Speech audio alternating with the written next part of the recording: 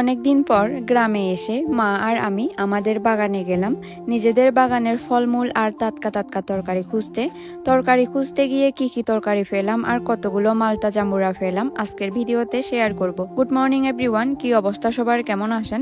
সবাই জানি এই সময় তেমন একটা ভালো থাকার কথাও না, তারপরও জীবন জীবিকার তাগিদে যে যার কর্মস্থানে যোগ দিতে হচ্ছে। আমরা আবারও শুরু করলাম আমাদের ভিডিও করা। কাপ্তাই থেকে গ্রামে আসছি, সবাই জানেন গ্রামে আসার সাথে সাথে মা আর আমি মিলে যাচ্ছি বাগানে অনেকদিন ধরেই আসলে যাওয়া হয় না পরিস্থিতির কারণে। বাগানে গিয়েই দেখি কলা গাছে কলা বাতি হয়ে যাচ্ছে, কমলা গাছে কমলা পেকে মাটিতে ঝরে পড়তেছে, মালটা গাছে মালটা পেকে মাটিতে ঝরে পড়তেছে, সব মিলিয়ে পুরা একাকার অবস্থা। প্রথমে আমরা কলা গাছ থেকে কলার সরাটা কেটে নিচ্ছি বাড়িতে নিয়ে যাওয়ার জন্য, কারণ গাছে থাকলে কাঠবিড়ালিরা সব এসে খেয়ে ফেলবে। যেহেতু কলাগুলা বাতি হয়ে গেছে আর কিছুদিন পর পাকবে, সেজন্যই নিয়ে যাচ্ছি। এরপর কমলা গাছটা দেখার পর মনটা একদম খারাপ হয়ে গেল।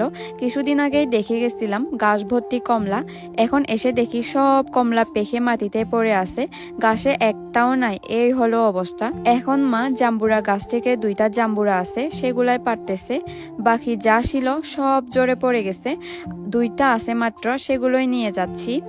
পাড়ার পর মা জাম্বুরাগুলো আমার টুরুঙে দিয়ে দিচ্ছে। যাওয়ার সময় দেখলাম কলা গাছে একটা কলার মশা ঝুলতেছে, মা সেটাও নিয়ে নিচ্ছে। কলার মশার তরকারি মা অনেক মজা করেই খায়, সেজন্য কেটে নিয়ে আমার টুরুঙে দিয়ে দিল। মা নাকি আবার বাঁশবাগানে বাঁশকরল দেখতে যাবে, বাগানে বাঁশকরল হয়েছে কিনা। গিয়ে দেখে সব বাঁশকরলগুলা বড় হয়ে গেছে, শুধুমাত্র একটা বাঁশকরল পেল, ওইটাও নিয়ে আসলো মা। বাঁশকরলের সিজন মোটামুটি শেষের দিকে হয়ে গেছে, সেজন্য তেমন একটা পাওয়া যাবে না। যাই হোক, সব মিলিয়ে আমাদের অনেক কিছু সংগ্রহ করা হলো। এখন সর্বশেষ আমরা মালটা গাছগুলো একটু দেখব। মালটা বাগানে আসলেই মন খারাপ হয়ে যায়, কারণ গাছ থেকে মালটাগুলা পেকে ঝরে পড়ে যাচ্ছে, বিক্রি করার সময় আসলে পাইনি। দেখেন কি পরিমাণ মালটা গাছ থেকে পড়ে নষ্ট হয়ে যাচ্ছে। যাই হোক, যেহেতু আসছি কিছু মালটা সংগ্রহ করে নিয়ে যাই। মা শুরুতেই মালটা গাছটা ঝাঁকুনি দিচ্ছে যাতে গাছে পেকে নষ্ট হয়ে যাওয়া মালটাগুলা ঝরে পড়ে যায়। এরপর মালটা শিরা শুরু করে ফেললাম। দেখেন কত বড় বড় মালটা।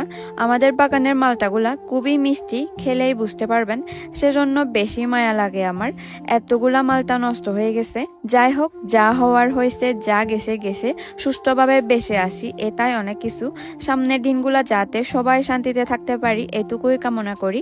আমাদের তরকারির ফলমূল সংগ্রহ করা শেষ, এখন চলে যাচ্ছি বাসায়। এতদিন প্রচুর মন খারাপ ছিল, তাই মায়ের সাথে বাগানে গিয়ে মনটা একটু ফ্রেশ করার চেষ্টা করলাম। সবাই ভালো থাকবেন, সুস্থ থাকবেন, দেখা হচ্ছে অন্য কোনো ভিডিওতে।